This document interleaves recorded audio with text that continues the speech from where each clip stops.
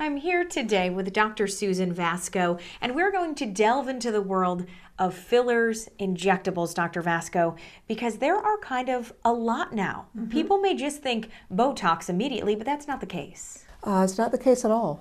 Botox, probably one of the first injectables, has been around about probably at least 30 years, and FDA approved for cosmetic use much more recently.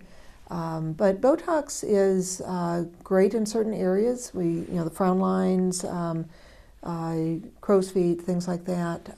But it's very different from a filler, which accomplishes different goals. Would somebody be in a good position, I guess, to get fillers first before maybe trying something more invasive? Is that a good place to start in the aesthetic world? We see women have fillers for lots of different reasons. Some are just young women, their face looks great, but genetically they're kind of programmed to have the deep lines through here.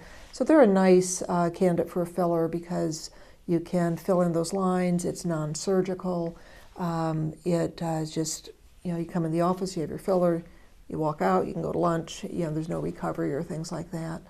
You mentioned Botox, but there are so many new ones and different ones that have come out on the market. So talk about a couple of the most popular. Well, a couple of new non-invasive treatments for facial aging are Sculptra and Voluma.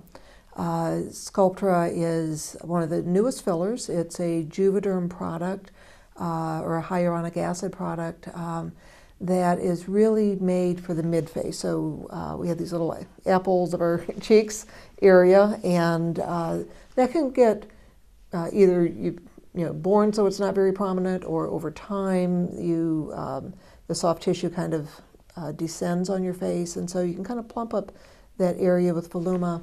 It's a nice product, lasts FDA approved to last about 2 years. And you come in, you have it done, you walk out, and you look great, so you're done. The other product is Sculptra, which has been around a couple of years. It works differently than a filler. It actually stimulates your body to create soft tissue.